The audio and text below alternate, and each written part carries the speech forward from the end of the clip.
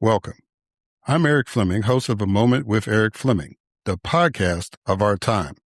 I want to personally thank you for listening to the podcast.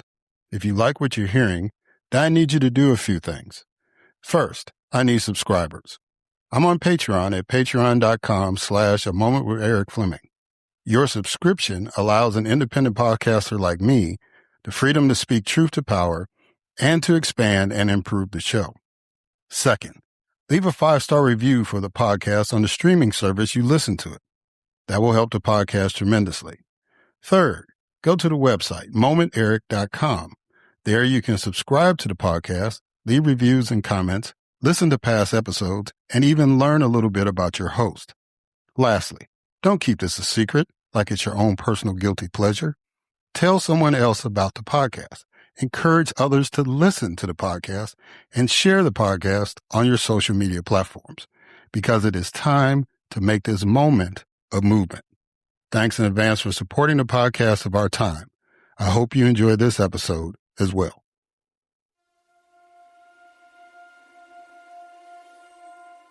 The following program is hosted by the NVG Podcast Network.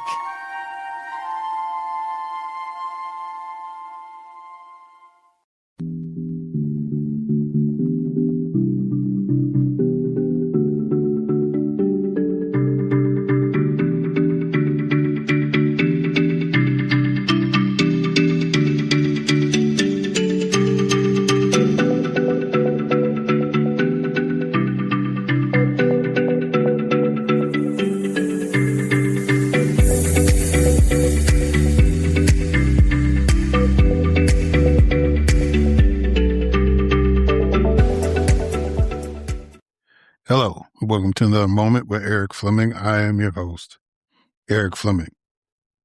So today we have a couple of guests, a couple of ladies come on, talk about projects that they're working on. One is a celebration of art and the other is a scientist who, based on the research she's done, has some opinions about climate change and a few other things that's going on. So I think this is going to be an interesting show.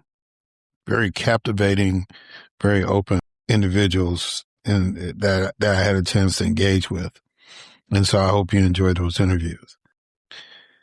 You know, we are in a very interesting time as far as how we get our information, and so we need to support outlets that are trying to get you information, trying to counter, the mess or the omissions that is happening. So I'm making my appeal not just to support this podcast, but to support other independent podcasters like me.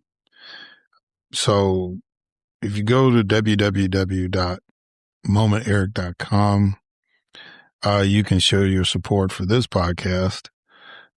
And I just encourage all to really start looking at alternatives. We've got one man who basically will control CBS and CNN as far as news content. And there's been major shakeups, even though the CNN deal is not final, adjustments are being made. And at CBS, it's just total dismantling of the very news organization that brought us Ed Murrow and Walter Cronkite. So, and it's not going to get any easier. I think Nexstar just bought Tegna, so that's like 80% of the local affiliates that bring you news. So this is a very, very perilous time. And then we have an FCC chair who is threatening, they're threatening broadcasters if they don't. And we have a president who's threatening to put people in jail who don't report the news the way that they want it reported. We've actually had a couple of people arrested for covering protests.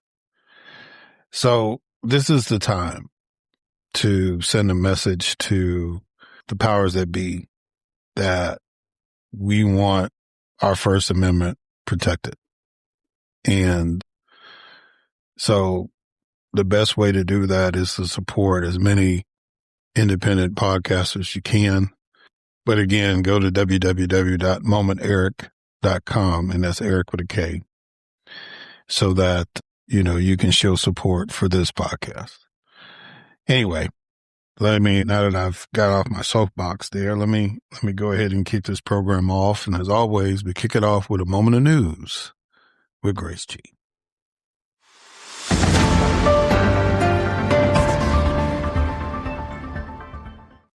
Thanks, Eric. The Department of Defense confirmed that 6 airmen from Florida and Ohio died in a non-hostile KC-135 tanker crash while supporting ongoing air operations over Iraq. A federal judge quashed subpoenas issued by U.S. Attorney Jeanine Pirro against Fed Chair Jerome Powell, ruling that the investigation was an improper attempt to intimidate the central bank regarding interest rate policies.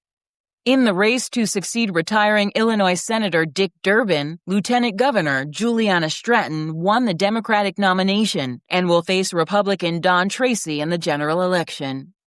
National Counterterrorism Center head Joe Kent resigned in protest, claiming that the 3-week-old war in Iran was launched without an imminent threat and was driven by external political pressure. An immigration judge has denied the asylum claim of Liam Conejo Ramos, the 5-year-old boy whose detention during a Minneapolis immigration raid gained national prominence.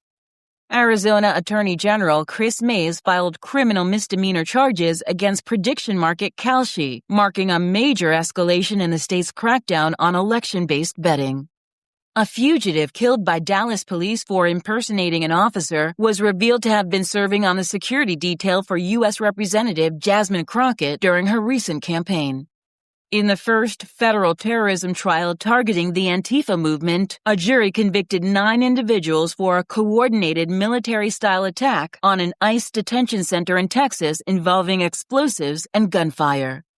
A Boston judge issued a temporary injunction preventing the administration from ending temporary protected status for nearly 1,100 Somalis.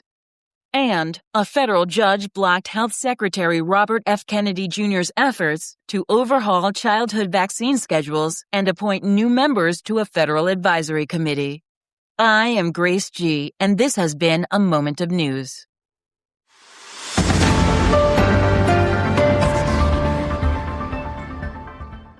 Thank you, Grace, for that moment of news. Now it is time for my guest, Robynn Smith. Robynn Smith is Professor Emeritus at California's Monterey Peninsula College, where she founded Print Day in May in 2007. She holds a BFA in painting from Rhode Island School of Design and 2 degrees from San Jose State University, MFA in sculpture and ceramics, and an MA in painting. A printmaker and mixed media painter, she has had solo exhibitions in galleries and museums from Australia to Iceland and in such American cities as Chicago, San Francisco, and Washington, D.C. Her work can be found in public collections in Belgium, Canada, and the United States. Robynn travels extensively for residencies and teaching opportunities and leads workshops at her own Blue Mouse Studios in Aptos, California. Ladies and gentlemen, it is my distinct honor and privilege to have as a guest on this podcast, Robynn Smith.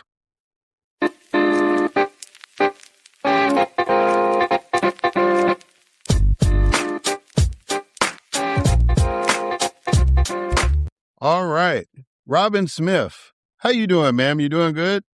I'm doing great. Thank you so much. Well, I appreciate you getting up early to talk to me today. But I want to talk about this event that you're having called Print Day in May, and we'll get all into the details of that. But I really wanted to learn something about this because I had not heard about this event, and it's been going on for a while. So I wanted to give you this opportunity to talk about that and maybe a couple other things. So when I start these interviews, I do a couple of icebreaker deals. It's the old moderator in me, I guess. I don't know, but I tend to, or facilitator, I guess would be a better word. So the first icebreaker is what I call, well, what is a quote that I want you to respond to. And the quote is, art can save lives. It has the power to bring focus and joy. What does that quote mean to you? I think, to me, that's absolute truth. I've been an art educator my whole life, and so I have seen what art has done for children, for adults, for older people. And I'm a firm believer that people have to do what they love. If people did what they loved more often, I think we would have a healthier society. And I think that art is often what people love to do, the idea of making something, the idea of putting your whole being into this action of simply creating something is a very, very powerful thing. And watching people do that over decades has absolutely convinced me that that quote is true. So how long have you been an art educator? Well, I've been an artist, I suppose, all my life, and that I was always interested in art. I went to art school at a young age, Rhode Island School of Design, got my degrees there. And as soon as I got out of graduate school, I started teaching instantly. So decades. I was going to say graduated, but actually retired from teaching at Monterey Peninsula College in Monterey, California in 2018. And I still continue to teach all over the world. I teach out of my studio in Aptos, California. I just got back from Massachusetts, where I was teaching for a week at the ZMA's printmaking studio in Florence around Northampton. I'm going to New Zealand to teach in a couple months. So yeah, forever. All right. So now the second icebreaker is called 20 questions. Okay. So I need you to give me a number between 1 and 20. How about 5? Okay. What do you think we should decide at the local or state levels versus the federal level? In terms of art making or anything? What, anything? Well, I think on the local level, we have to respond to the people in these local communities and see what they are truly interested in, because the local level is the only place where people are going to be able to speak directly to those who can make the changes that are necessary in our lives. Okay. All right. So what happened in 2007 to inspire you to create Print Day in May? Well, that's interesting because it actually had to do with state level politics. I was teaching at Monterey Peninsula College, which is a community college. We used to call them junior colleges. Then they became community colleges. And when I began teaching there in 1989, it was a community college that responded to the community, sort of what I was just saying before. Well, I created a grassroots printmaking group. I ran the art department there, and we started a printmaking major. And printmaking is very communal because people can't usually afford to have the equipment that you need to make prints. So it becomes like ceramics, a very communal situation. And we had this very, very, very strong community of printmakers from all over the Monterey Bay area. We had young people, we had older people, we had college-age people, because the community college was open to everyone. So people could take a class and get involved in this tremendous community that we had. We were doing exchanges all over the world. It was a very, very powerful group. And the state had yet another budget crisis, and in their wisdom decided that people who already had BAs would be charged way more money to take classes. and that people who had already taken a given class could not repeat that class. So none of this really affected the math department, because you're looking at, college-age kids who come in, they are going to get a degree, they need to take math and move on. But it tremendously affected the arts, because we had a lot of people who were continuously taking art classes, because you can't just, take one painting class and say, okay, now you can paint. Or one aerobics class and you're aerobicized. You have to continue to take these things. And that's what had built our community. So effectively, 2/3 of our community was being locked out of the community college. And because a lot of my people were lucky enough to have resources, they began to buy presses on their own, to form co-ops in the community. And I was very proud of them, but I was really worried I was going to lose all these people. And so we decided to have a day that our diaspora would get together and all make prints at the same time in various studios all over the area. And this was pre-cell phones, and not a lot of us had internet. And so we would call each other on the phone and say, what are you making? How's it going? So we decided to do it in May, because that rhymes. Print Day in May had a good ring to it. We decided to do it on the first Saturday in May to honor the Kentucky Derby. And we did it. And it was wildly successful in that everybody was happy. And we started thinking about ways that we could continue as a community outside of the college.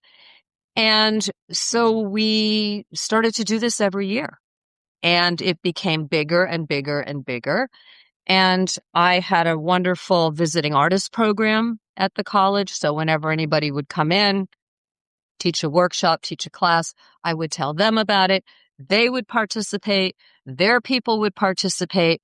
And the whole thing grew. And now we're in our 19th year and we're all over the world. So elaborate on that. How has it now in 19 years fully evolved? Well, at this point, it's still a very small kernel of us that are Team Print Day in May. But it really evolved through the internet and through social media, because this was a time when social media was really a force for connection and good. And it was a way to let people know that this was happening. We started to get sponsors at a certain point where art supply stores, printmaking societies, etc., would give prizes to the prints that they liked the most, that were posted and hashtagged on social media. And it just exploded. First, I'm kind of a geography nut, so I was like, wow, we've got, 30 U.S. states. Let's get all 50. So then we made a concerted effort to get all 50. And it was a situation where I had a continuing supply of young people coming through the college, and they were using their skills. Oh, I know how to build a website. Oh, well, build a website. Well, I know how to do social media. Well, let's do that. And so it, just as a grassroots project, just started to mushroom. And when we got sponsors, we had access to mailing lists, and they had access to our mailing list. So there was never any money exchanged. It's completely non-transactional. And we just started setting goals. Like at one point we said, hey, let's get all 7 continents. And scientists sent us penguin footprints from Antarctica, and we had participation on all 7 continents. So at this point, it's hard to know exactly, because so much of this is still through social media, which has its huge problems now, but it's still through that and our website. People register for the event. There's no money involved, but they register to help us to know our numbers. And I are estimating probably tens of thousands of people in about 100 countries do this every year. They set aside one day to do what they love to do. And we hope and believe that taking time out to do something that you love to do, that doesn't hurt anyone, that is completely positive, lets us all breathe a little bit and think about what's right for the world. Yeah, that sounds like a beautiful experience and something that we need more of. But like I said, I'm new to this. So what is printmaking, or who qualifies as a printmaker, and why is it a distinctive in the visual arts? That is such a great question. And printmaking for our purposes is the act of taking a mark from one surface and through typically pressure of some kind, transferring that mark from one surface to another. Okay, great. So why not just paint it or draw it? Why go through this transfer process? Number of reasons. The first is magic. There is a particular ephemeral bit of magic that occurs when that transfer takes place. It's like alchemy. We as artists can direct it, but we never really know what's going to happen in that transfer process. So there's a sense of surprise. There's a sense of release of ownership and sort of collaboration with the process that is truly magical. And it tends to separate printmakers from other kinds of artists. Although many people, like myself, I started off as a painter and a sculptor and got into printmaking later. There's just a sort of wondrous thing that happens in that transfer of information. So printmaking on its, sort of most base level is the transferring of marks. Printmaking through history has been an art form that has allowed multiples to be made, not very expensively, pretty much on the cheap. Think the printing press. It disseminates information quickly and to a much larger group of people than a painting can, where you do one painting, somebody sees it, great. You make a print, you can disseminate that information. So there are many kinds of printmaking. There's commercial printmaking, which means, your books, your magazines, et cetera, et cetera. And then there's fine art printmaking, where the artist is directing an image to be produced through a printmaking technique. And there are typically three large arenas where printmaking takes place. One is a relief print, which is like a woodcut or a lino cut, where material is carved away from a block. Ink is rolled onto the surface of that block, and you are printing from the top surface. There is a second category, which is called intaglio or intaglio, which is Italian for beneath the surface. This is where something is carved into a piece of metal. Acid bites the metal, perhaps. There are many things like engraving, etching, collagraph, etc. And the ink is applied to the surface and then wiped away, and it stays in those grooves. So then you need the pressure of a press, an etching press or some other kind of press, to remove that ink from the grooves and onto your surface, your paper. So that's a bit more complicated, involves a lot more equipment. Planar printmaking is just that. It's taking the ink from a flat surface to another flat surface. So screen printing, which is really important in disseminating information, monotype, stenciling. So those are the three categories. And typically printmakers try a lot of different things and settle into a few that they become enamored with and spend their entire lives, often working with others in collaborative situations, doing this magical activity. Okay. So like if I wanted to get a t-shirt made, that would fall under the screen printing form of printmaking. Yes, yes. Yeah. And it was I can't remember. It was some little kit that they used to have. We didn't have to do the pressing, but I remember that we had to pour like the ink on top, and then we would like apply it on the paper and stuff like that. Mm-hmm. And like the other version where you say you carve it out, that's almost like stamping. Yes, yes. Uh-huh. Because if you stamp, you are typically catching ink on the top surface of the stamp and using the pressure of your own hand, your own body to stamp. Yes. Okay. All right. I'm not that slow. I'll be trying, I mean, I'm an old politician, so, you have to explain things to me, but I tend to get it. You said in modern times, printmaking has always been the medium of the people because multiples can be made for one matrix. It has been an effective tool to widely disseminate information. Give an example of that. Well, I would say calls to groups to come together, often in protest if they do not have the ability through a newspaper. Newspapers printing right there.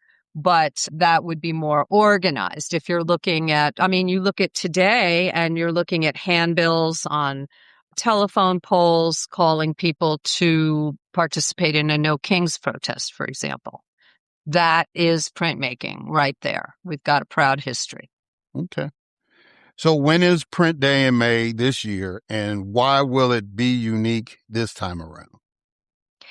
Well, Print Day in May is always the first Saturday in May. So it falls on different dates and it takes place around the world. So it's actually a little bit more than 24 hours. It starts somewhere in the South Pacific and then it moves across the Pacific into Asia and Europe and comes back around to the United States and Hawaii and then ends again somewhere in the Pacific. So it's kind of like watching the ball drop on New Year's Eve because, I wake up in California and people are just putting away all their stuff from, somewhere in Asia. So, people who are very interested can sort of follow that wave across the world by looking at our social media sites and our website. So people can blog and post on their own to our website or through social media, or they don't have to. They can just sit in their kitchen and stamp away and know that they are doing that with tens of thousands of other people all across the world. So it's really good for extroverts. It's good for introverts. It's good for professionals. It's good for people who want to get somebody into the medium and show them something special. So that happens this year on May 2nd. And Print Day in May, as it has gotten to be so large, it has really begun to reflect what's going on in the world. I think starting in 2020, that was our most poignant Print Day in May to date, as people were isolated and took the opportunity to make prints still in their own studios, really with nobody else, but to make connection. And we got so much, so many people just expressing how important it was to them. I think during the pandemic, a lot of people got into crafting, which is great. The art supply stores actually made a lot of money during that time. And people, got into quilting and embroidery and stuff.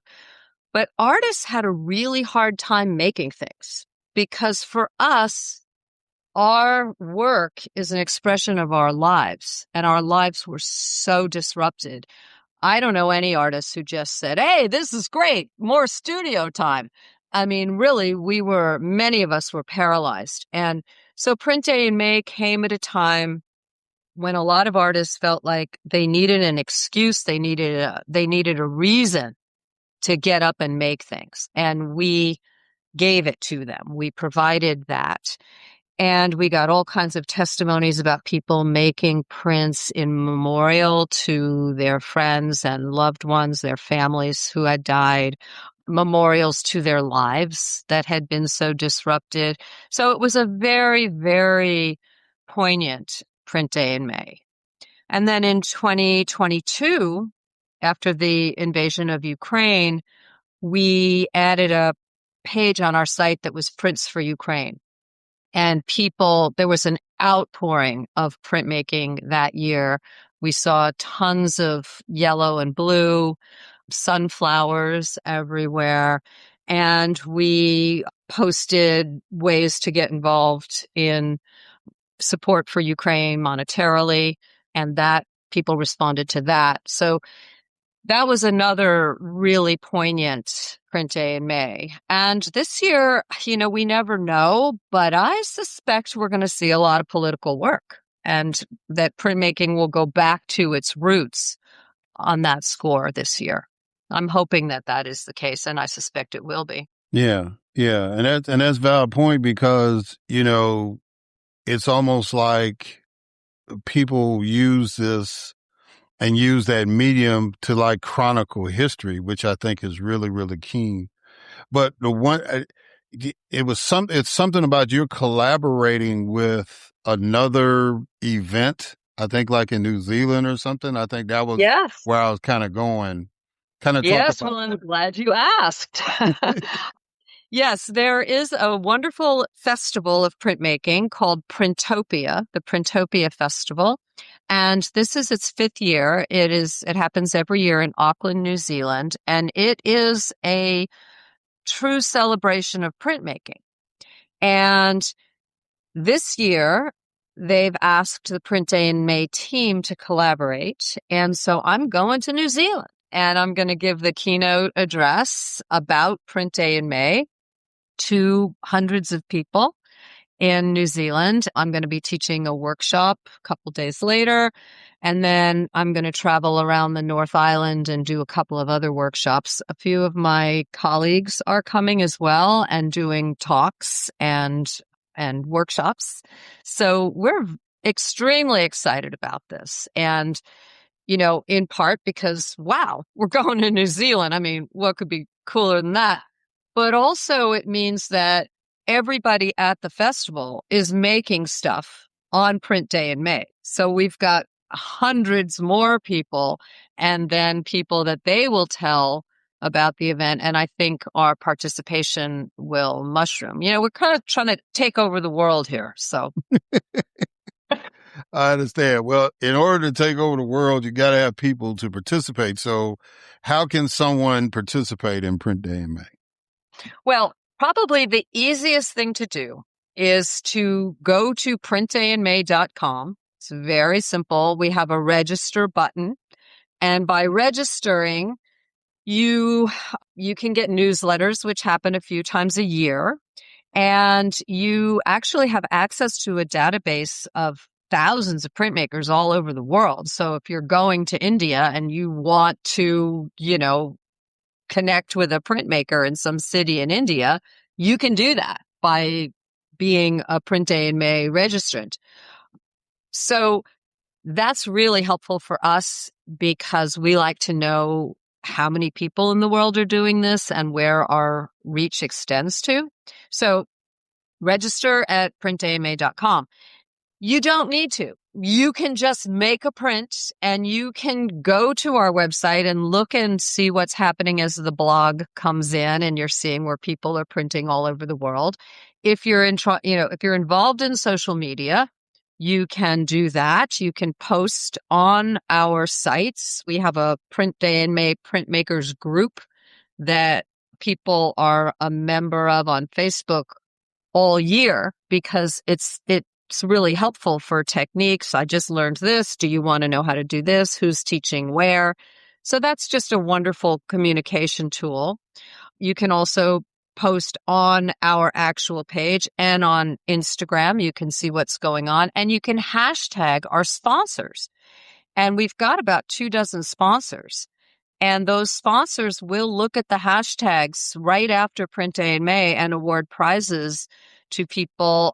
Right now, the Edinburgh printmakers, a wonderful, wonderful print shop in Scotland, they are awarding a residency at their studio for people to come and work. We've got Cranfield Colors in Wales they are giving away ink. Zia May's printmaking in Massachusetts, where I was just teaching, they are giving away classes for people to take to learn how to make prints. So it's a win-win situation. Yeah, that's pretty cool. The Edinburgh sounds real nice. Being able to just to travel and go to school. That's a pretty cool prize. All right, so like I said, this is a political show, so I got to ask you some questions. And you kind of touched on one question already when you were talking about the history of, the origin of print AMA. It was a state decision that impacted whether people could participate in the arts or not. And so the 2026 federal budget is proposed by the Trump administration, aims to eliminate funding for the National Endowment for the Arts and the Assistance for Arts Education program. So what impact do you think that will have on the arts community in the United States? Well, that's been, one of our biggest fears ever since I started teaching. Our budgets have fluctuated wildly, but it has always been terrifying to think that somebody could come into office and end arts funding in the United States. And of course, we're there. It's going to have an enormous impact if this happens. I mean, I was really scared for the loss of NPR and thinking, how am I going to exist in the world without NPR? And somehow it's still holding on, even though it's been under such tremendous attack. So, of course, we hope that with whatever the Trump administration does and whatever Congress does or does not do to save arts, we hope that people will find ways to continue to provide support for the arts. But,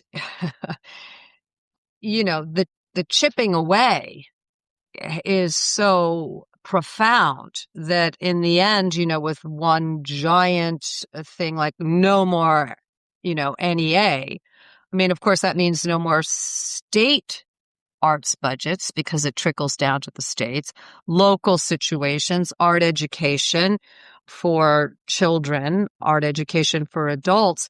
It's a profound loss because one of the things people don't realize is it's not only personally important for people to take place or to take part in making art. It actually is a way that people learn how to make decisions. It's problem solving. It's creative problem solving and critical thinking. And when a population loses those abilities, they don't come back easily. And my husband taught middle school for 30 years. So we sat in the hot tub every night and for 30 years talked about what we saw as a systematic destruction of education in this country. And it has come to roost. Subsequent generations don't know where to start. If you lose it, they don't even know it's there. So how do we get that back? How do we get that drive back? How do we get those skills back? We used to have Silicon Valley recruiters come to our college for people to work, in their graphic arts areas and in their animation areas and so on. And they always said, we don't care what their computer skills are. We can teach them computer skills. What we need thinkers. We need creative problem solvers. So we're going to the art department. We're not going to the computer science people. And that says it all right there. Yeah. And I got a follow up to that, but I want to briefly tell you, it's a confession. So when I was in the legislature, we started a Mississippi version of FAME, right? It was called the Mississippi School of the Fine Arts. And it was a tremendous idea. But having been in the legislature a few years at that moment, I said, I've got a problem with us doing that. So I am the only person on record when they actually created the school to have voted against it. Ooh. And my argument on the floor, and you should have seen it, Robert, it was amazing. It was like you had folks quoting Shakespeare and singing, and, it was just like they were all these people. I was like, wow, look at all this artistic talent we have in the legislature alone. They could teach classes, right? Yeah. But I got up and I said, if we do this, this is a commitment. I can't support something that I know this body in a couple of years is going to abandon. And so my thing is that I want you to prove me wrong. Now, I'm going to vote against it, but I want you to prove me wrong. And I swear to God, 2 years later, there was a bill in the appropriations to cut the funding, to shut that thing down. And I got up there and I railed on him. I said, and I reminded him I was the only one to vote against it. And I said, it's because of this very bill right here. I said, you didn't prove me wrong by bringing this bill up, but I want you to prove me wrong and vote against this bill and fund this school. Now that we've made this commitment, we've got to support it. And the bill died. And so we still have the Mississippi School for the Fine Arts. But, it's just that's the scary thing about government funding for something that is essential, right? Yes, and I understand that. So my follow-up question is, in this political climate that we are in, why is it important to celebrate and support the arts? Well, I think it's more important in some ways than ever, because people are looking around and feeling and seeing despair, feeling like their way of life is just going down the drain. And I think that it's really important for people to have hope. And it's become almost impossible to have hope in politics. So we've got to look elsewhere, and people have to have their own strength. They have to have the strength to think for themselves and to make their lives work for themselves. And the arts is a place where people begin to gather that strength, begin to understand who they are and what is important to them. I mean, singing a song, that is these days, that's an act of resistance. I heard David Byrne's performance. I went to a performance of his in New York in October. And this is right about the time when, we were all just feeling like, wow, there is, how are we going to get through this? Not even a year, and look at what's gone on. And there was so much joy in that room. It was at Radio City Music Hall. And my husband and I, coming from California, had been noticing, and I'm from New York originally, we'd noticed in our whole week there prior to this performance that people in New York were so nice, like over the top wonderful to each other. People were saying hello. You go get your egg on a roll at a kiosk in the morning, and you're talking to the young woman who's making your breakfast. And, we were like, wow, what's going on in New York? This feels amazing. So there's David Byrne. And at one point, about halfway through the performance, he stops and he's talking to the audience, and he says, so today, he says, love and kindness are acts of resistance. And I felt like that's what's been going on in New York all week. And everybody, just the whole audience, started hugging each other, So that kind of joy in times like this, it's what connects us to our humanity. And we've got to be connected to that humanity, or we go down the toilet with them. So. Yeah. So that leads me to my final question. Finish this sentence. I have hope because the world is a beautiful place. And we've got to be able to see through the ugliness. I'm looking out the window, it's blue sky, there's trees. That's a beautiful thing. So we've got to be able to personally, each one of us, connect to the beauty of the world. And the arts lets us do that. And printmaking lets us do that. Yeah. All right. So, Robynn Smith, I thank you. I thank you for what you do. I thank you for the vision and the collaboration you were able to gather to make this print day in May not only exist, but to be successful. Go over again how people can get involved, and also how can people get in touch with you as far as, speaking engagements, teaching classes, the whole 9 yards. Very good. Thank you. First of all, www.printdayinmay.com. That will give you all the information you need about getting involved in the project, and it will give you a way to contact us through our Gmail, printdayinmay@gmail.com. And I answer just about every email. There's a small team of women, and we are very committed. We answer everything. My name is Robynn Smith. It's ROBYNN. And you can go to robynnsmith.com, and that will get you right to me. It'll show you my portfolio of works that I make, painting, printmaking, drawing. There's a link to Print Day in May to the page. And there's a way to contact me directly. There's also an events page on my website, which is mostly up to date. And I do encourage people to contact me with any questions regarding the event, or certainly if you would like me to participate in an event of yours, give me a shout out. Absolutely. All right. Well, Robynn Smith, again, thank you. Thank you for this, and thank you for coming on the podcast. Thank you so much. It's been a real pleasure. All right, guys, and we're going to catch y'all on the other side.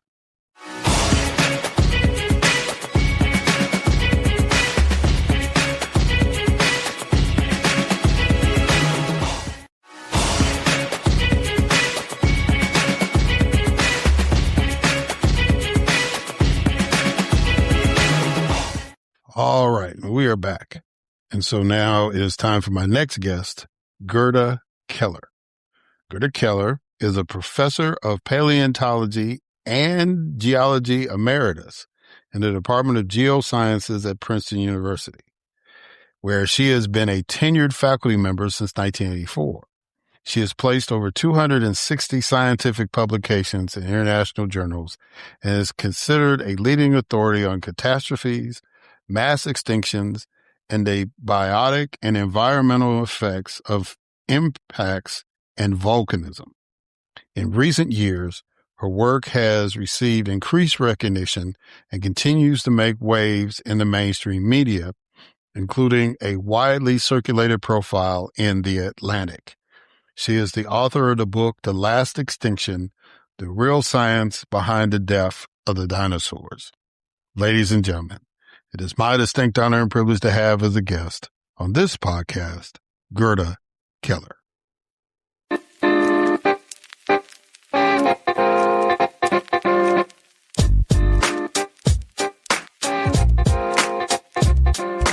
All right, Gerta Keller. How you doing, ma'am? You doing good? I'm doing good. Thank you. Well, I'm honored to have you on. The average has been that every guest that I've had on is smarter than me. And I definitely think that you would qualify in that because you are a paleontologist and a geologist. Is that correct?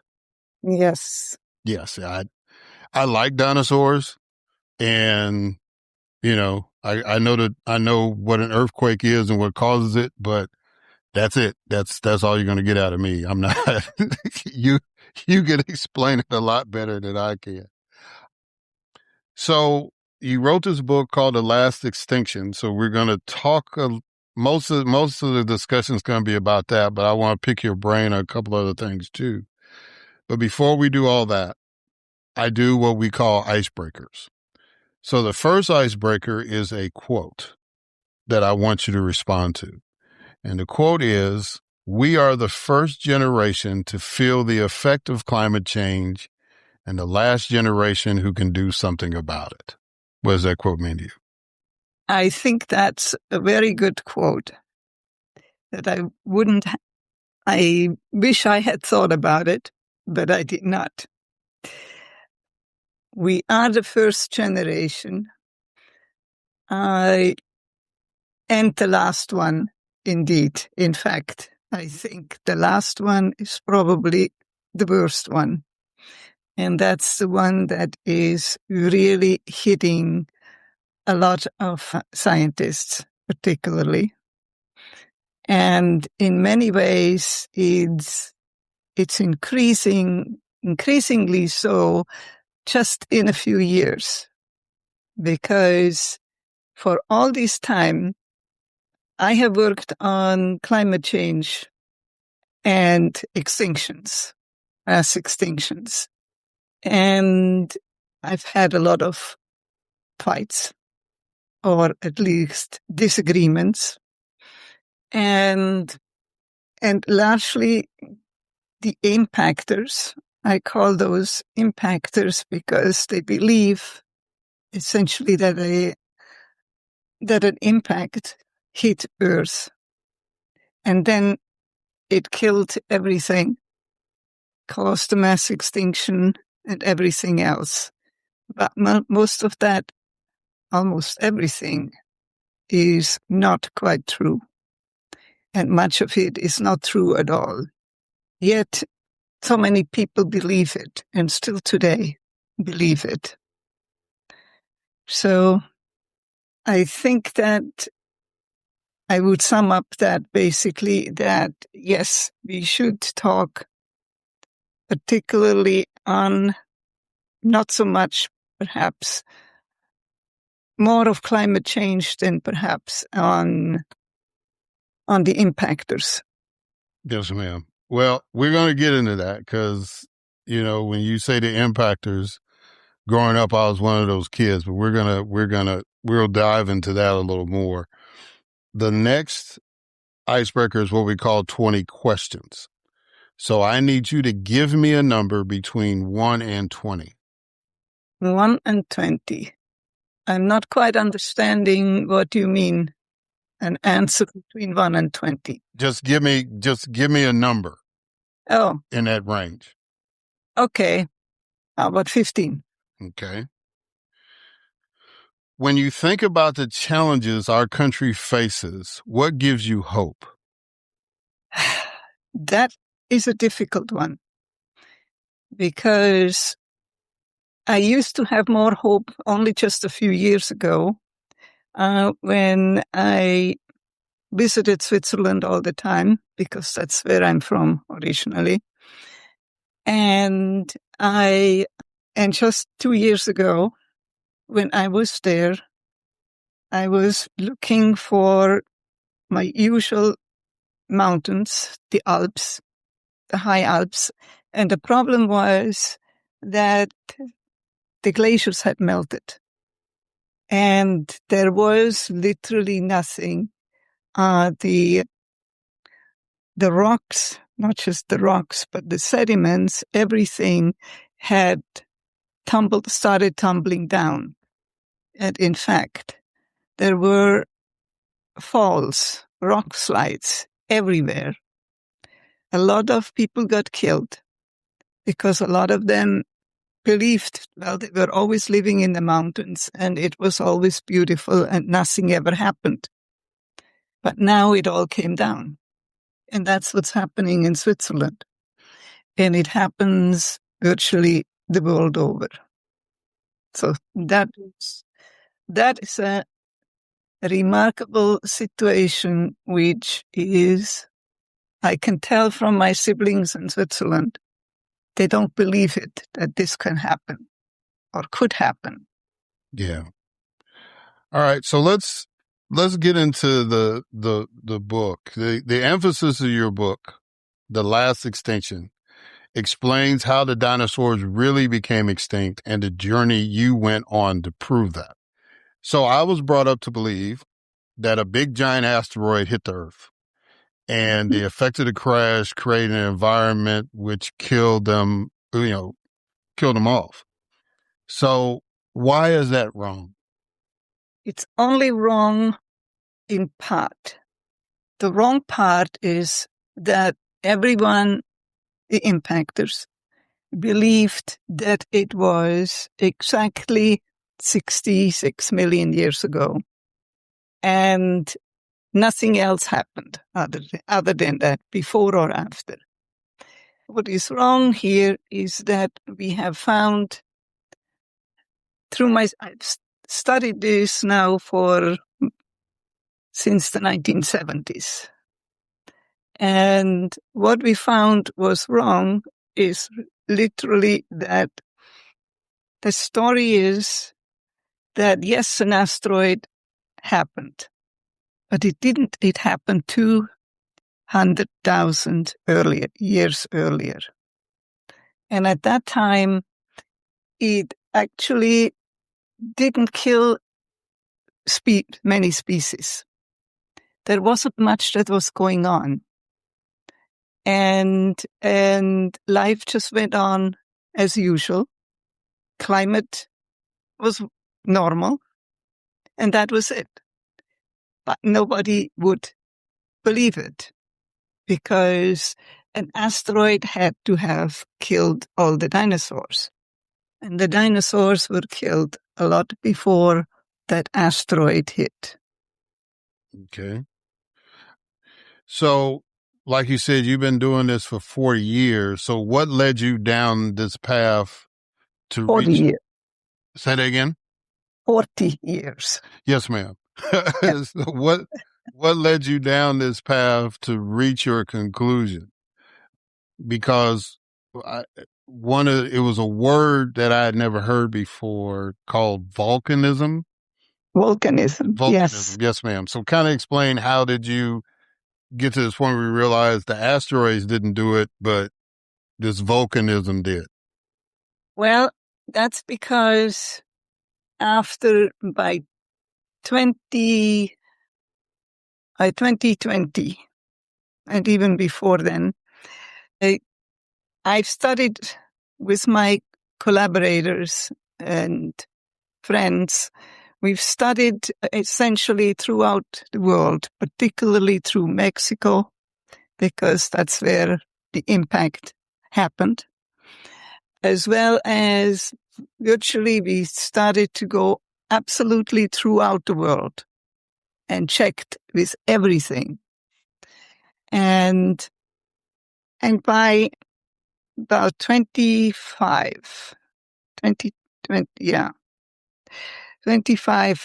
I found that I knew about Deccan volcanism. That means simply volcanic eruptions in India. And it is massive. There are 2,000 meters of lava flows. And they just came one after the other, sometimes in short terms, other times in longer terms. And there were a lot of people that had studied them, including from France, from other countries, as well as, of course, India. The problem here was that I could only study these not on volcanism, because that's not what I usually do, but rather, can they find that there is any truth in that the mass extinction and how it happened at that time in India? And that's where we found first that, yes, there are a lot of dinosaurs throughout India. And they got killed. They got killed sometimes just in parts, slower parts, so it did not matter. But then at some point, it was so that massive volcanic eruptions, that means just lava is pouring out. and lava means simply hot rocks. And so I started working in India, and we found that these lava outpourings were absolutely rapid, fast, and going over 1,000 kilometers of flows. And it was absolutely amazing. I got this from my collaborators in India who were doing oil drilling. And that's how I got the data from that. And they helped me for by now about 15 years. We collaborated on these. So what we did find, though, is that we discovered that there also are microfossils in these lava flows. And these microfossils actually had died out except one species that survived and still is surviving today. That's the only species that was surviving. So that's essentially how we got into it. And then from then on, I worked more on India and these kinds of many more different kinds of sciences that I began at that time. Okay. You mentioned in the book that the hardest people to convince about a new scientific theory are scientists. You also stated that it was even harder because you are a female and most scientists are male. So do you think it was misogyny or rigidity that made it harder for your research to be accepted?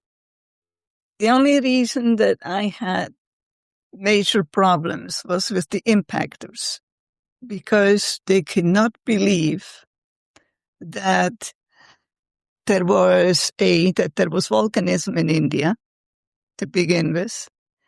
That was a no-no, even though they eventually had to change some of that.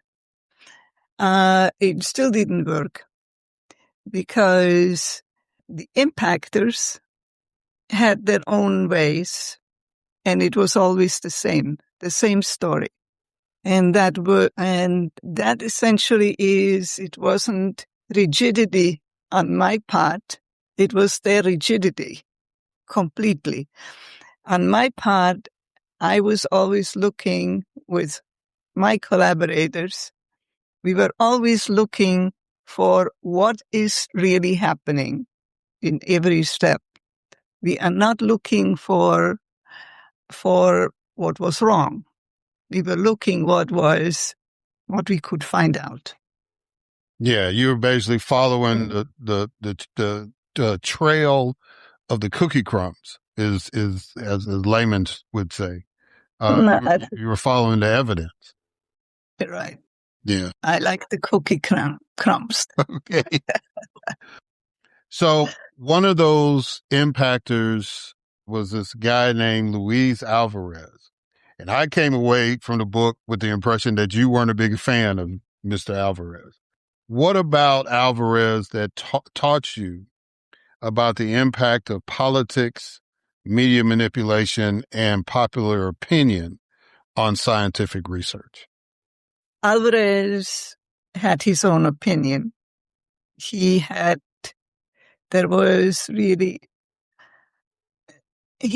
own view at all times. There was only one time that it was different. And that one time is when I decided I was not going to work on the Alvarez type story. I would wait for 5 years because I believed he was wrong what they were saying. And I decided I would do something completely different. And so I worked on an impact, but an impact that happened some 60,000 years ago. And that is when Alvarez stepped in. And he told me that he invited me with a large group of his most famous collaborators and scientists there. And I was the only woman invited, which is the usual thing.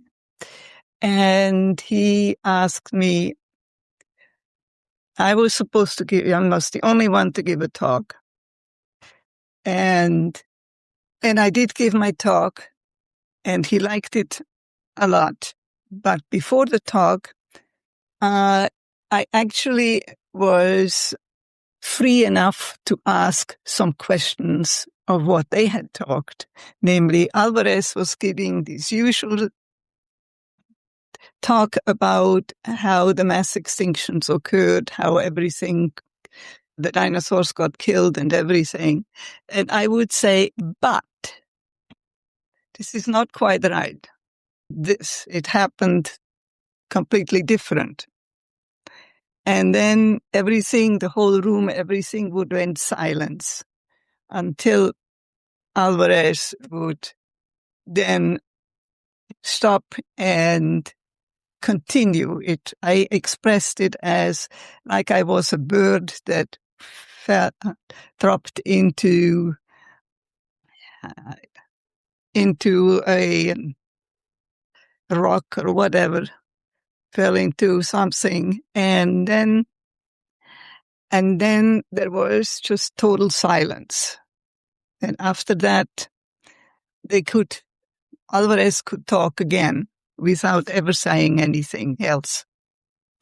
And at the end of the lecture, of my lecture, he was silent. And everyone, there were about 30 people in the room. They never said a word. And everyone was waiting to see what Alvarez would say. And so finally he said, the talk with Gerta Keller was very good. That the impact that we know now, that the impact happened, but an earlier one, it was a much earlier time. And so now they knew that there were actually what I called comet showers. And so he liked that, but nothing else. Yeah, I definitely understand that. So in the South, you were trying to pick an allegory of how were a disruptor. So in the South, we say a fly in the buttermilk, right? It's pretty obvious. It was like, okay, that's not really how it's supposed to look, but it's in there. But I guess what I was trying to find out was that you talked about in your challenges, because Alvarez, so for the listeners, Alvarez was one of the scientists with the Manhattan Project Yes. as a young guy. And he kind of made his name, he made something with hydrogen that I think he got a Nobel Prize for or whatever. So by the time that you had encountered him, he was real popular and he was pretty well established. And so basically whenever he got on TV or, whenever the elected officials would talk to him, they would listen to him as opposed to somebody like you. And so what I was trying to ask you was, did you learn anything from that? Do you see anything, I guess, similar now than what you were dealing with? I guess this was like in the 1980s that this was happening. Yes. At that point, middle 1980. Okay. Yeah. Well, yes, I was in my early 30s. So, of course, I was young. But I was always the kind of person who wanted to tell the truth. And that was a problem because Alvarez has his own truth. And And I had questioned my husband, who was a mathematician at the time, should I or should I not accept this invitation to talk? And he said, you're strong enough. You should do it and see what happens. Well, I did it, and it was okay because Alvarez, in the end, he basically wanted my story for the comet shower because that had never happened before. And so he needed that story. And he had asked me and some of his other fellow scientists that I would write essentially this story. And I had said I would under certain circumstances. And those were that I would not touch on the impact story of Alvarez because I did not believe it.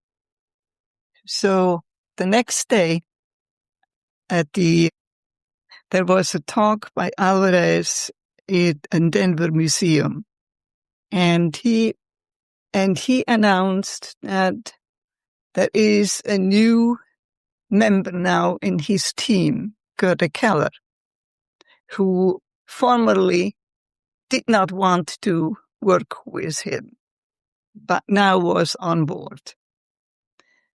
At the same evening, I had phone calls from other collaborators saying, Gerta, what happened to you?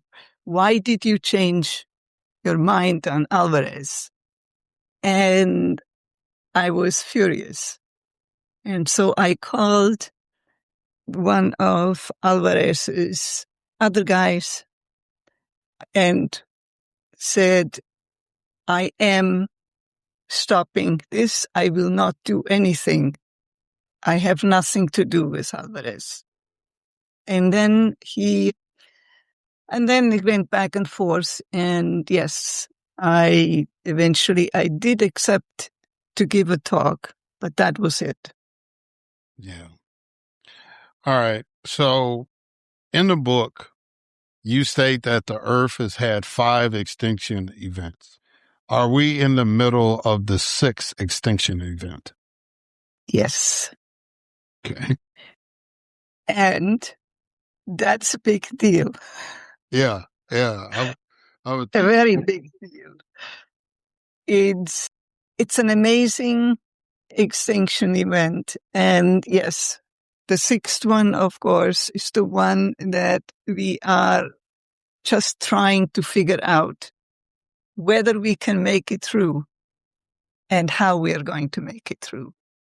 And one of the things that I would say today is that I worked on these extinctions events, including the recent ones, for a long time.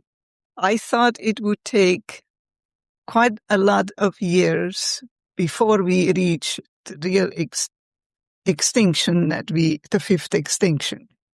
And then very quickly it changed. And the reason it changed, it was because climate changed. It wasn't Deccan volcanism that was the problem. It was actually our own problems because basically throughout all these years from the late 70s, we knew that climate was changing. But the first time in 1980, actually, there was a idea, and more than an idea, actually, belief that we had to do something to do some mitigating of what happens with our climate. But nothing happened.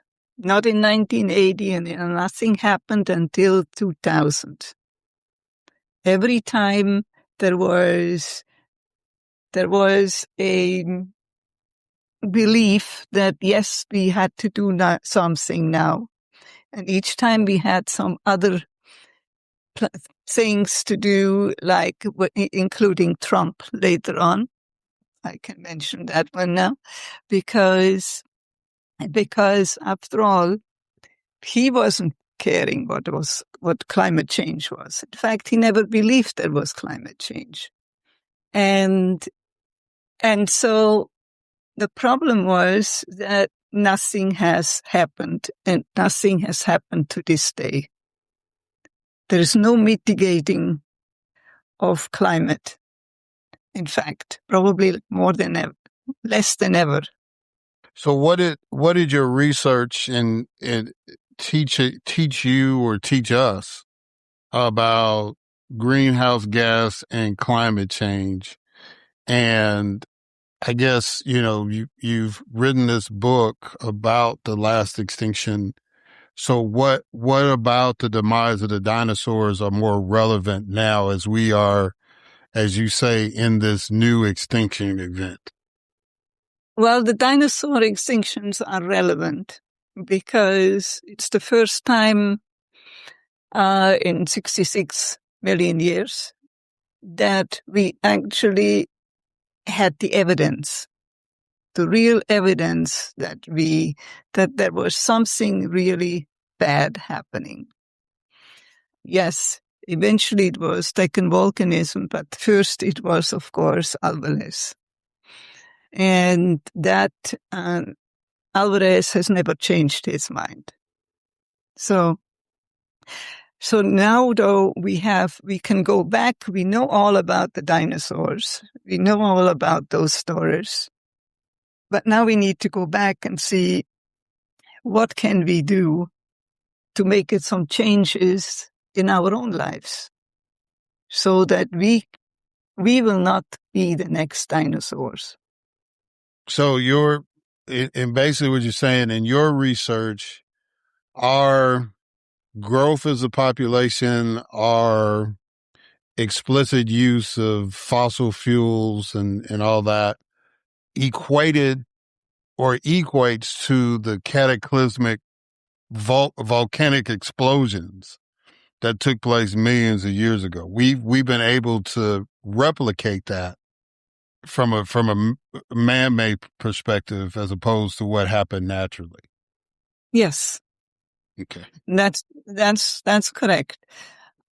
We could do that, well, largely based on Deccan volcanism. And those volcanic eruptions, by the way, they had gone on for at least 700,000 years, but in a slow way. Sometimes nothing would happen for hundreds of thousands of years, and sometimes they would go more rapidly. Once it's really started, the end when it started was 66 million years ago, when it ended 66 million years ago. Because if I can go back to Deccan volcanism, first of all, the eruptions in India there is about what we can see even today, 3,000 meters of volcanic rocks. And it's flow after flow, always the same, flat. And it's something that nobody really could believe. Even, what was this? And once we started studying that with Indian colleagues, the French colleagues, few in the US at that time, because in the US it was still the impactors and nobody believed in anything cataclysmic that has to do with Deccan volcanism. So So coming back to that, then it was really almost a meeting of the mind to bring this all together and find out more about it. And of course, the dinosaurs, we knew for a long time that they were all over the place by the thousands. But when the Deccan volcanism, not just the Deccan volcanism, when the eruptions became more and more, then all you can see in India is that there were dinosaur eggs that never hatched. You can find thousands of them. And the reason was that in the end, they could not hatch because the volcanic eruptions were toxic, but it wasn't the toxicity that killed the baby dinosaurs. It was that they could not get out of the shells. The shells simply became very hardened. And so they died because they never got out of it. And that is actually, in many ways, is really the reason why we don't have dinosaurs. Because most of them simply died. Almost all of them. Yes, ma'am. You said that these ideas that living things evolve and that continents move are obvious to us today, but it took decades before the theories that explain them were accepted by many of the most respected and highly trained members of the scientific establishment. Yet, there are American elected officials that say what you are espousing is heresy. How much of an impact can that line of thinking from those elected officials have on funding further research into either what you're doing or, some work some of your other colleagues might do? Well, I have not had many problems when it came to NSF funding. The problem was what NASA's funding was. Because all the funding that happened by Luis Alvarez and cohorts and many other people, they basically needed this impact story because of funding. And NASA funded them. So one of the things, well, there are a number of things here, of course. It's because the story is, even today, is still the same for the impactors. They have never changed. They will never change. On the other hand, NASA has given up 50% of the funding, which means today there isn't much money there, especially not for the impactors anymore. And consequently, for me, it looks like it's a wonderful part, even at the end of the day, that we can actually, we no longer have all these stories coming out, except, of course, there are still the films and everything that will go on forever. But actually the scientists are no longer, the impact scientists are no longer much there because they no longer have the funds. Yeah. And the reason why I asked that question, because there's actually, I don't know if you've even heard of this, but there was actually a museum, and I want to say it was in Kentucky. It was either in Kentucky or Tennessee, where there's a museum that actually tries to show that human beings and dinosaurs were existing at the same time. And it's all based on religion, right? Yes. And so a lot of those people that grew up around that kind of thinking, they're now elected. And so when you talk to them about evolution, when you're talking to them about climate change and all that stuff, they have that. They're more rigid, I think, than the impactors you talk about, because their argument is totally against science. So in a culture where you have to deal with that, how do you navigate that? How do you get around people that just, they just won't accept the science? I've been in that situation for many years when I worked with the impactors, trying to convince them that what they were doing was not quite what they thought they were doing.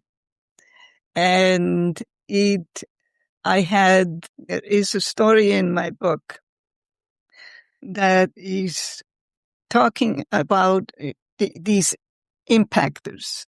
They were all religious fanatics.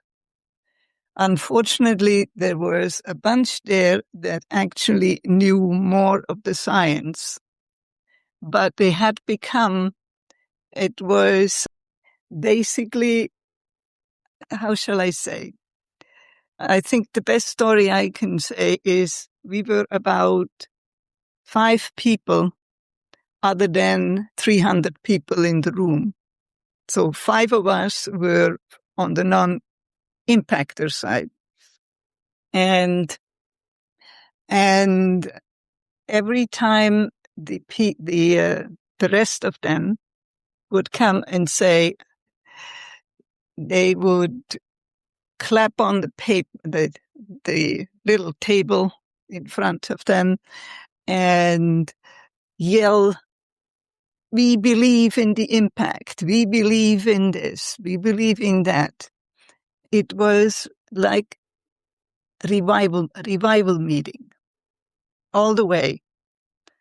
And we couldn't believe this. Then one of my friends and colleagues, I found out later, he is actually one of the religious revivalists. That is, his mother was one of them. And he grew up in that culture.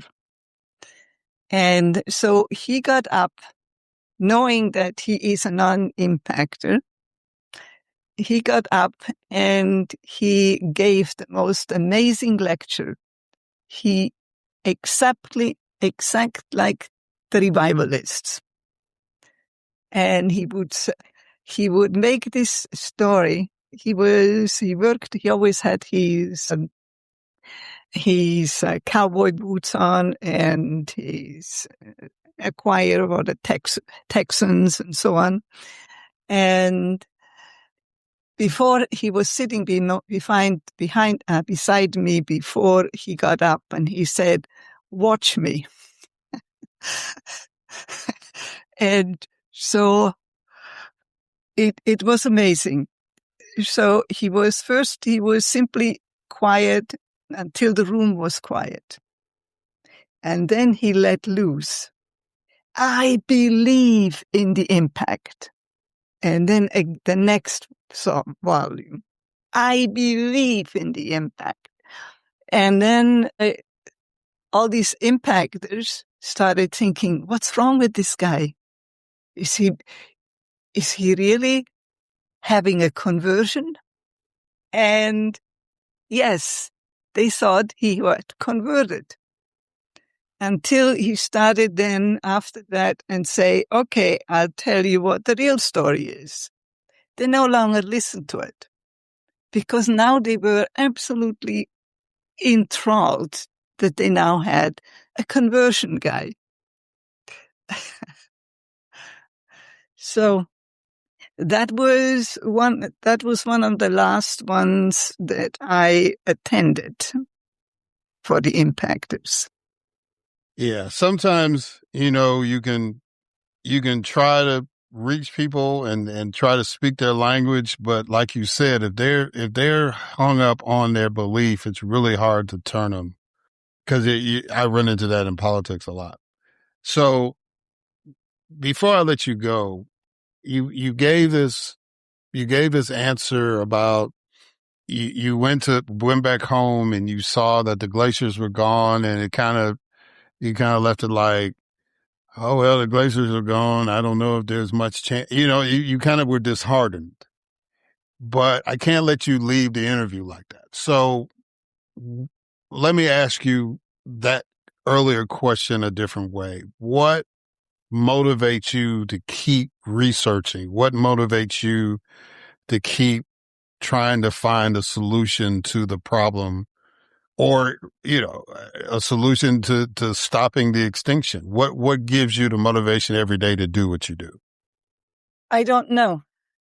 I can't really say.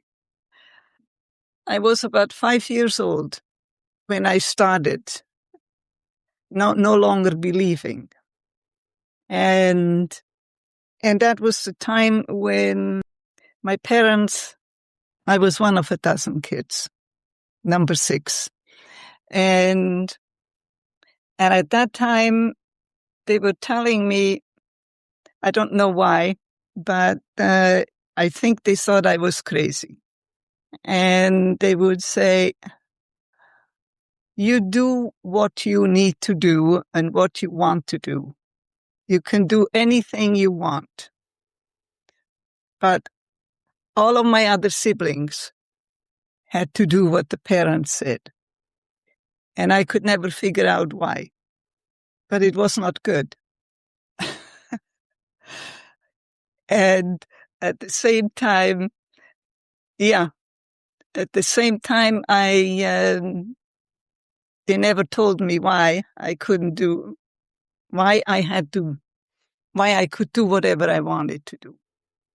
And so I sort of grew up on my own, and I became my own person to do whatever I believed I needed to do.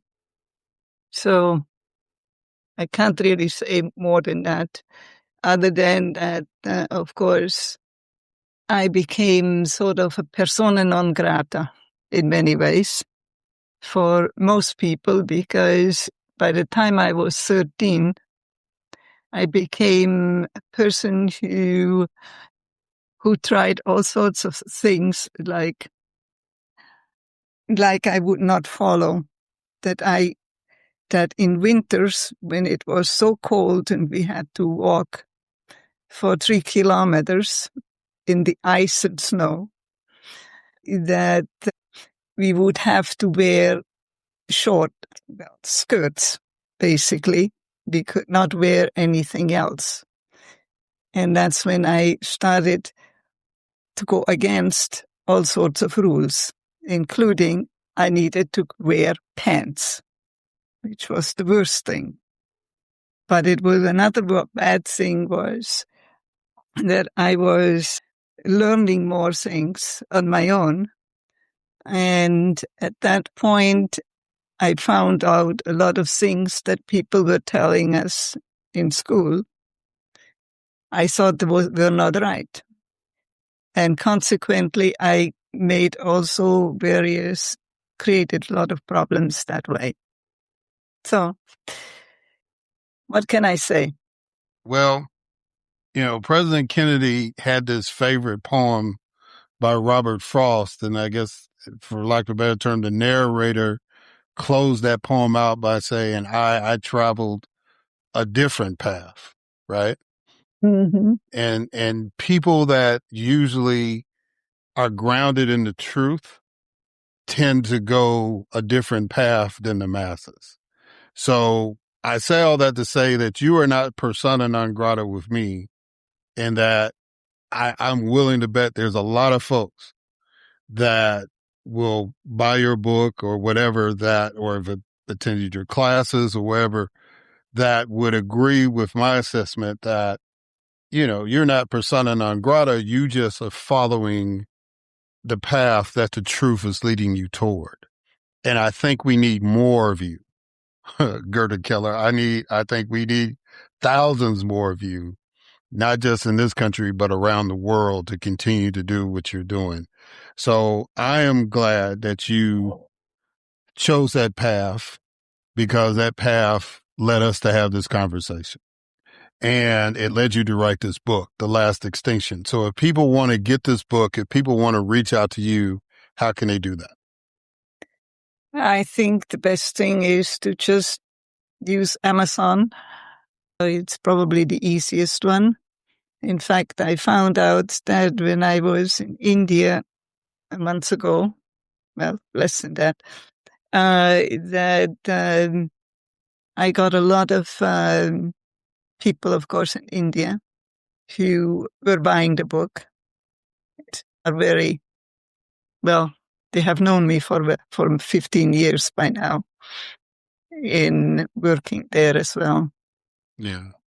So I think whether here or anywhere else, and one of the things that is, I mean, Amazon.com is just one of the ways it can go anywhere. The problem is that we still don't have access to the book in different languages because it's still waiting until the rest is coming out, meaning the other versions. So, for example, in Switzerland, they cannot buy the book unless they are speaking in English only. And they're all asking for German versions or Spanish versions, whatever. I got you. But all right, well, that's coming. So, we'll, for those folks that want those different versions, I hope that they get them as soon as they're available. But Gerta Keller, again, thank you for coming on the podcast. I greatly appreciate the work that you put in, and I greatly appreciate you coming on and expressing your thoughts. And like I said, I greatly appreciate you for who you are. Well, thank you. I think it was absolutely fabulous to talk with you. And yes, what can I say? I think you're a great guy. Well, thank you. I appreciate that. On that note, ladies and gentlemen, we're going to catch y'all on the other side.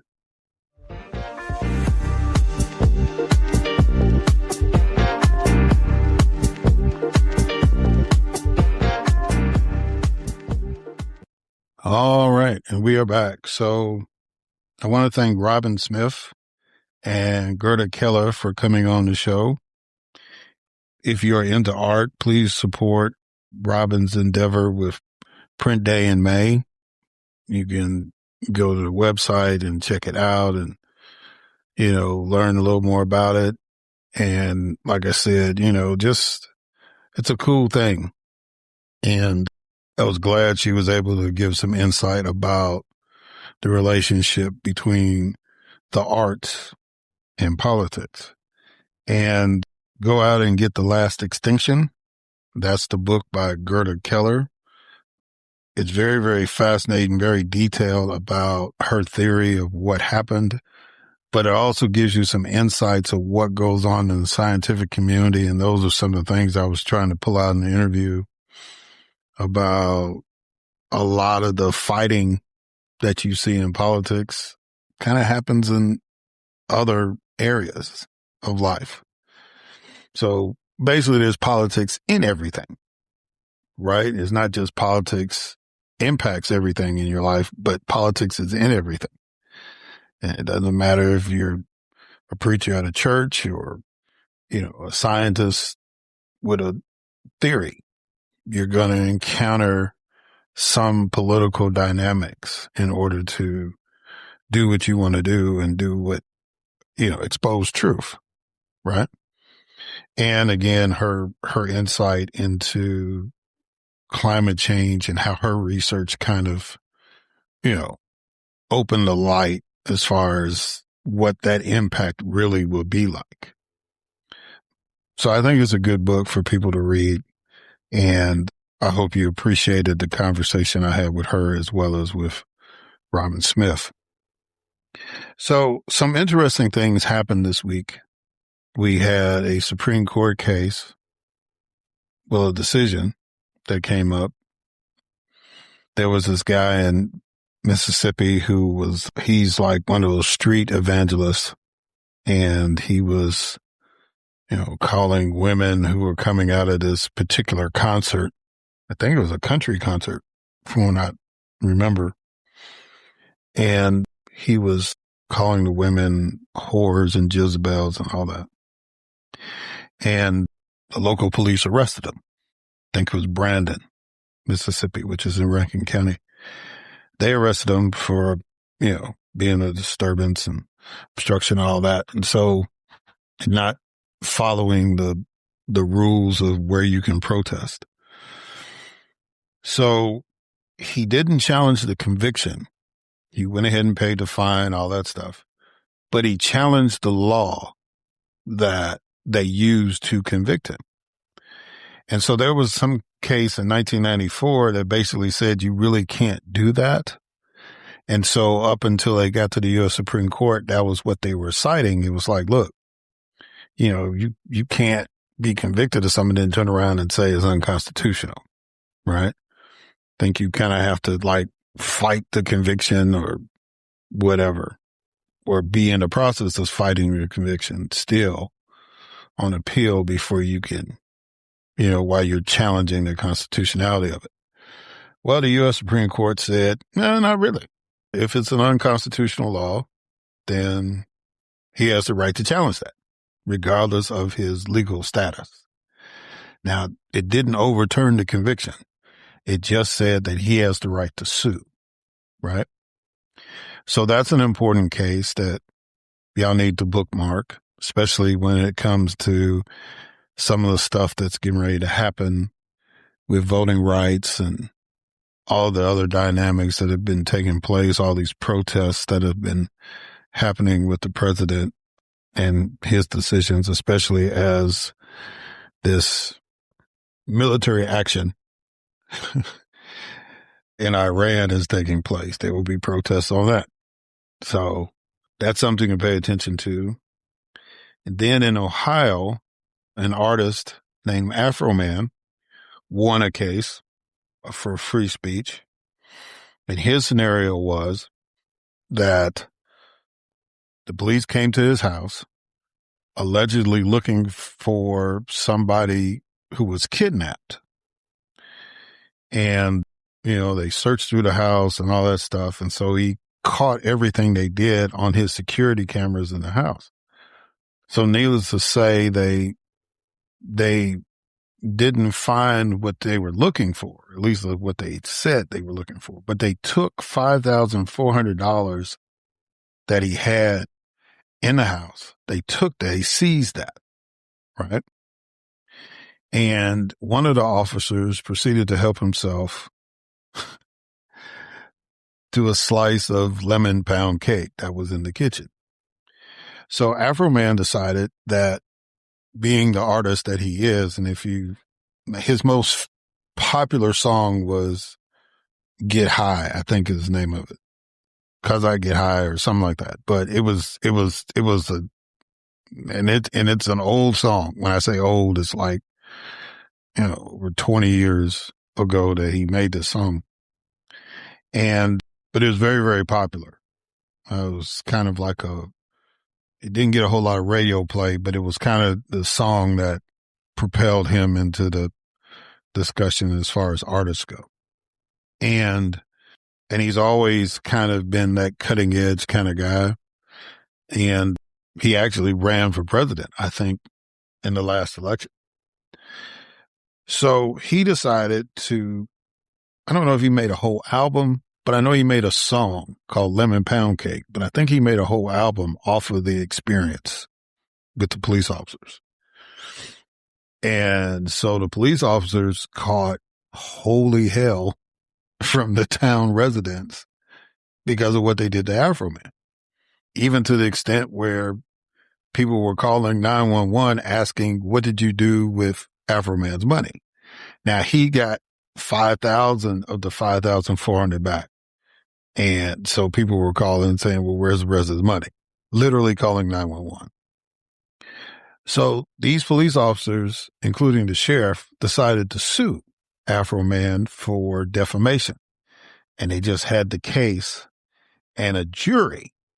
It wasn't a judge civil case. Most of these cases, the judge usually makes a decision, but I guess the plaintiffs thought if they had the citizens, a jury of his peers, that they would, and you don't have to have a absolute proof, right? It's a preponderance of the evidence in a civil case. And so they thought with a jury trial, they would get the verdict they wanted. Well, they were wrong. And that was a miscalculation on their part. If people are calling 911 asking you, what have you done with this man's money? It's probably a good indication that the citizens are not on your side. Nevertheless, they had a jury trial, and the jury said that Afro Man didn't defame them, that he had the right under the First Amendment as an artist to do what he wanted to do. And the basic argument was it was his cameras, it was his house that he got all this material from to write the songs. It was his experience. And so he decided to tell his side of the story, and he did it in the form that he's famous for, which was music. And, there were some people that are kind of shocked by it, but not people that, are advocates of the First Amendment. But this is a big thing because, there have been some young men here in Atlanta, for example, and other places that are artists, and they have been using their lyrics to try to get criminal convictions against them for stuff that they say on their records. Yes, I'm old. I still say records. And so this is a big deal because this is protection for artists to express themselves, because I don't know any other place. Maybe a jury might have found him responsible, but I don't really think so. I think this is just a classic case of, people understanding what the First Amendment is about and understood that he had the right to do that. And because he did it as a parody, right? He wasn't necessarily doing a documentary by music. He was, doing a parody of the officers and their actions. So they basically said, no harm, no foul. If your ego's bruised, so what? You kicked in the man's door and commenced the action. So that's a case that you need to pay attention to. So, the court systems are about the only thing really going, that is somewhat stable. You're not going to get rulings that you want all the time, but, there are cases that are out there that, we just, and they may not get all of the attention, but it's just reminders that in all this chaos and confusion and cowardice, that there's one institution that still you got a shot at, and that's in the judicial system, civil or criminal. Probably more civil, have a better chance than criminal, but we just need to pay attention to those kind of things. And I wanted to bring those cases up. There was another case I was thinking about, but it's slipping my mind at this particular point. So I won't belabor and go on, but I just wanted to highlight those two. And there was one other thing I wanted to talk about dealing with. There's a correlation I wanted to make, right? So in Georgia, where I'm based, as of this moment, there is no Black person that is a Republican that serves in the state legislature. The Georgia legislature is majority Republican, both in the House and the Senate. They actually have a trifecta here in Georgia where both houses of the legislature and the governor's office is occupied by Republicans, or at least the majority in the House and the Senate. And so there's an effort to recruit black Republicans. They had this big thing. There's this cool place called the Freight Depot in downtown Atlanta, not that far from the Capitol, actually. And they use it for events. The Black Caucus usually has their events there. And I've been there a few times. And so they had an event there, and it was highlighting, I think there's like 35 black Republicans that are now on the ballot to run for either a statewide office or one of the legislative seats.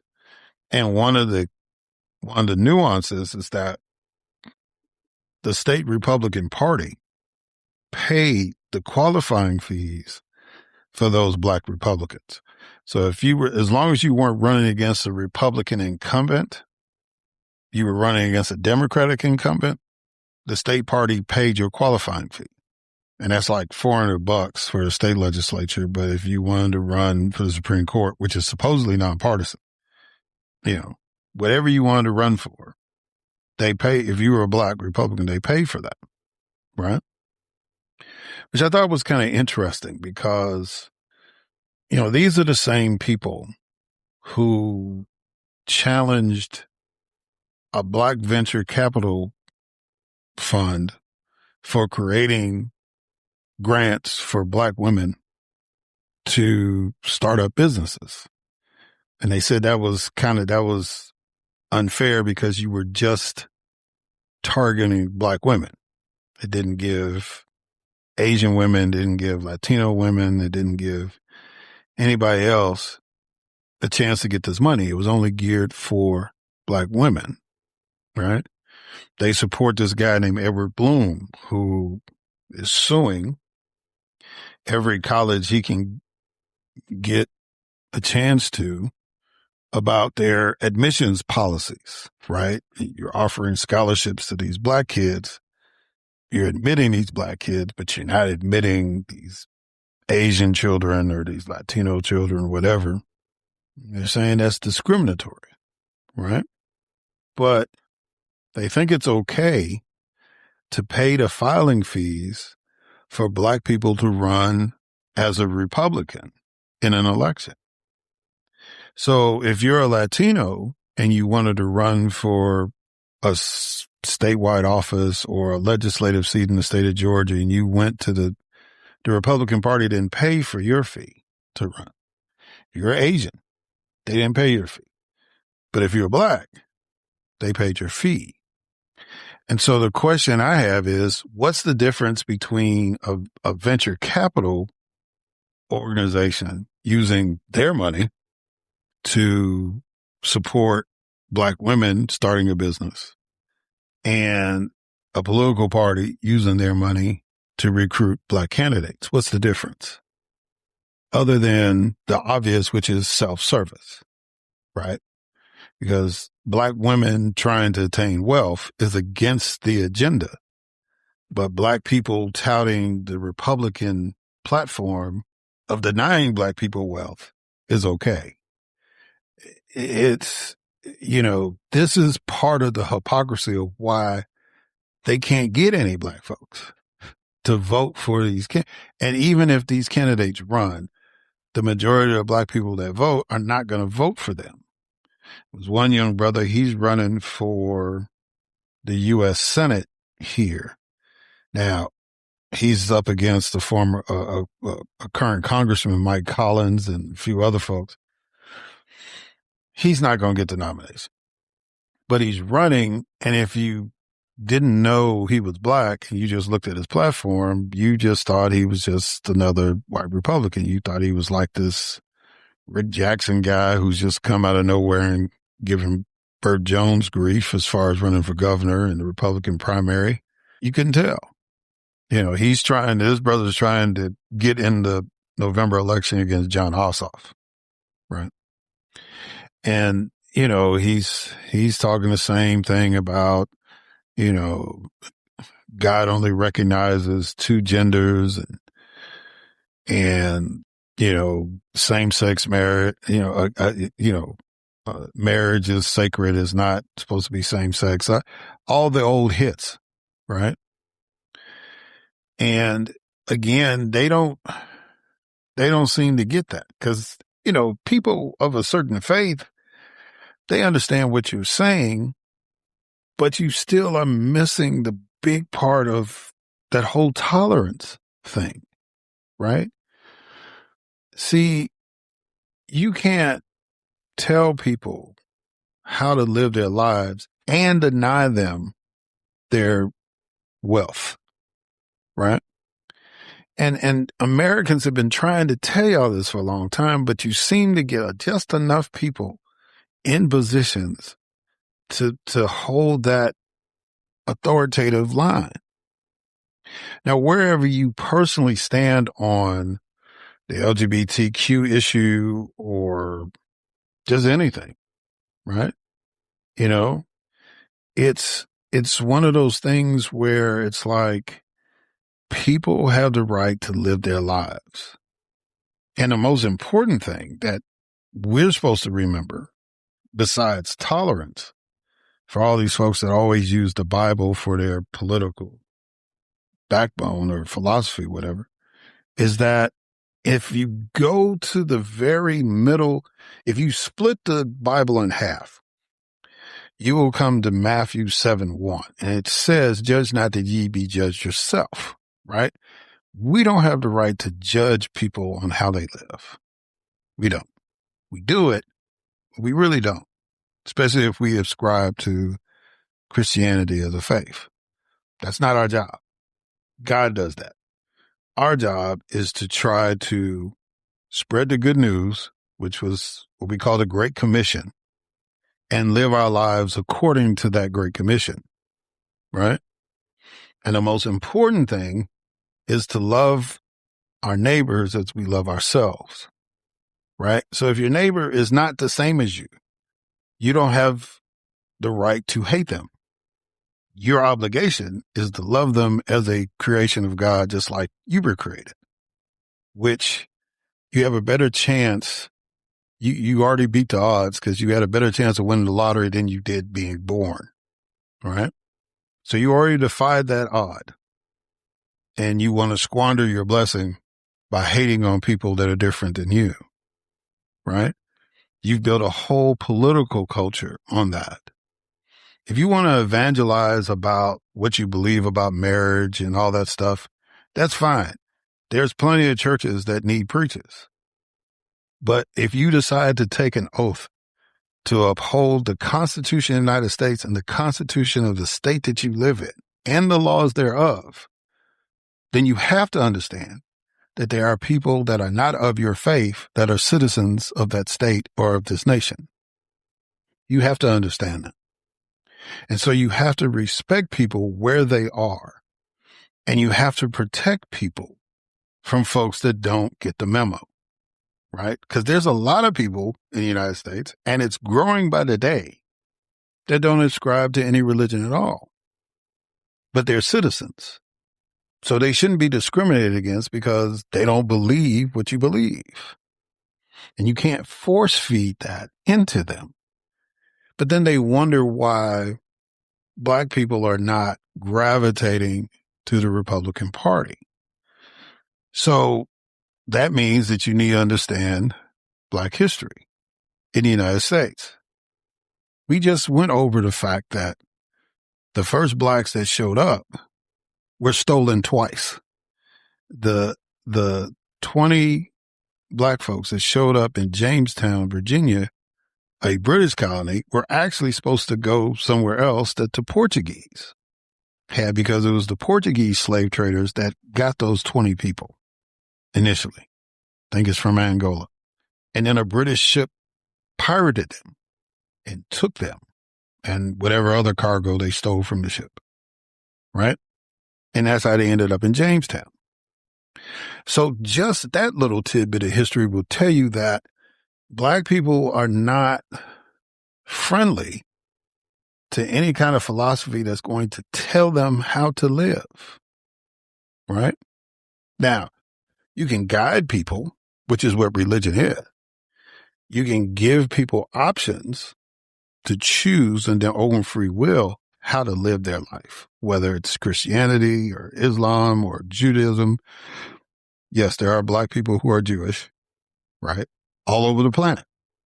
So people can choose how they want to live, but you can't force feed it into them. You can't oppress them into it. You can't put them into submission to live a life. That experiment has been tried with black people in the United States for a long time. And generation after generation after generation has rebelled enough to the point now where a black person could be president of the United States, a black person could be vice president of the United States, a black person could be a billionaire, a black person could be a face of a sport, a black person can fight a lawsuit against police officers over free speech. Each and every time, each and every generation, we have shown you that we don't want to be told what to do. And we're not going to support a political party that doesn't get that memo. You're always going to have a few. Like you said, you got 35 people to run this time, right? And if they believe that of their own free will and that's what they want to do, then so be it. But when you try to get into a position to enact a law that's saying you got to live this lifestyle, you're going to have rebellion. You're going to have a problem. Regardless of how you personally feel about it, that's not your job. Your job is to protect individual liberties and the general welfare. Provide for it. That's it. That's spelled out in the preamble of the Constitution. That's it. Everything else is to kind of set things in order. That before you go to war, Mr. President, you've got to get Congress, because Congress represents the people. You have to have the people behind your desire to go to war with another nation state. That's why it's set up that way. It ain't about your feelings in your bones or wherever. There's a process. And I get it. Despite what other character flaws you have, I get it that because you were a CEO, you're used to making a decision and things start happening. That's not how this works. Congress has to have a say-so in it because they represent the population. That's why it was created first. That's why they get sworn in first. There's a method to the madness, right? So if the Republican Party wants to get black people in, then it has to talk about what they're for instead of what they're against. Their political platform has to be about things you are going to do to help people as opposed to things that you're going to do to restrict people. But as long as certain elements within that party are the dominant party, then that's how that's going to go. Now, people may give you the time of day if you say the right thing about groceries being cheaper, or, you promise the sky will always be blue, whatever gets them to vote your way, right? But the reality is that the American people are tired of anybody, let alone the federal government, which gets trillions of dollars from us to protect our individual liberties and to promote the general welfare, telling us how to live our life. If you're constantly running into a situation where 80% of a particular group doesn't like what you're saying, maybe you need to change what you're saying. If you don't know which way another group's going to go, it might be 51% one election and then it might be 40 the next. You might need to be consistent in what you're saying and your actions. If you say, all I'm going to do is deport criminals, and then you start deporting everybody, that's not following what you said. That's lying to people. And then you wonder why people are not supporting you the next election. Right? It's just basic common sense. And I understand common sense ain't common. A lot of people are reminding us of that. And it's not about chaos and confusion and cowardice either. American leadership is about being courageous. It's about being innovative. It's about caring for people. It's about standing up for the citizens instead of putting them down or restricting their freedoms. And until you get that memo, you're not going to have people on your side. And for my friends on the Democratic side, if you want to be true American leaders, then you got to stay consistent. You have to. If you are going to be the alternative to a party that wants to restrict human beings, then you have to be consistent in fighting for the rights of every human being, even if it ain't popular or politically convenient. All right. There were decisions that your parents made that you didn't agree with. But once you became a parent, then you realized, now I get it. And it wasn't because the parent was over you. The parent was responsible for you. You didn't ask to show up here. They contributed and brought you into this world. They were the ones playing in the casino of life in the universe. And they won because you showed up. So they had a responsibility for you. And so those of us who are given the opportunity to serve in the public, we have to have that same mentality that we have a responsibility for the people that we represent. And we have to be consistent in that. Can't be everybody's friend.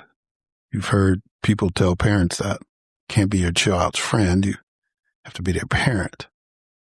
So you have to be their shepherd. You have to be their protector. You have to be their provider. You have to be the person that promotes their general welfare, and to develop them so that they could have the free will to dictate how they want to live their lives, their individual liberty. I'll be glad when this foolishness that we call the U.S. government right now is over, and that the majority of the people figure out what their role is really supposed to be. So, but until that time, me and countless others will continue to remind them that they have a responsibility and not a mandate to dictate to us.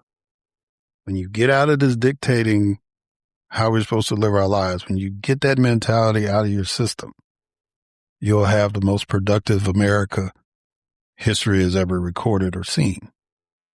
Again, if we stop catering to people who defied the odds and made ungodly sums of money and equate that with intelligence and talent and all that stuff, it has to be a certain aspect to that. But if you master a skill, that doesn't mean that you are a master of the universe, right? I'm just saying, if you have the ability to make money, that doesn't mean that you get to tell me what to do with my life. So, just some thoughts, just something that was on my mind. I wanted to bring out those court cases, but I really wanted to get that out because I'm not against, if you know me, I've always said my dream scenario in life would see a black person running as a Democratic nominee and a black person as a Republican nominee for president of the United States. I would love to live to see that. But we got to have reform in both parties for that to happen. We got to take cruelty out of one. We got to take fear out of the other one.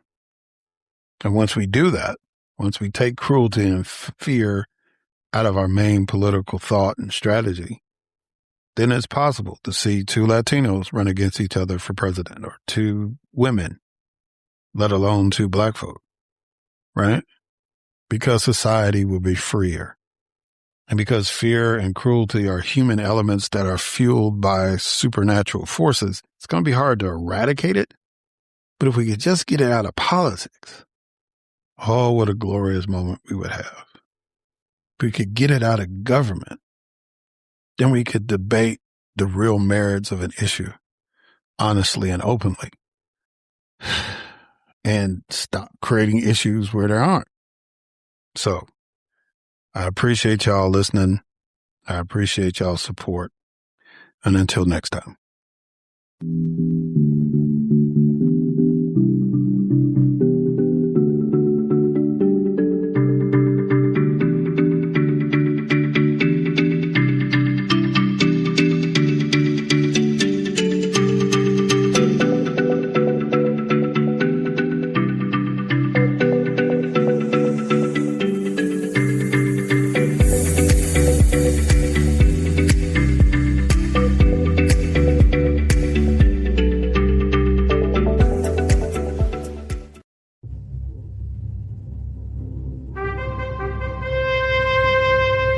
NBG Podcast Network.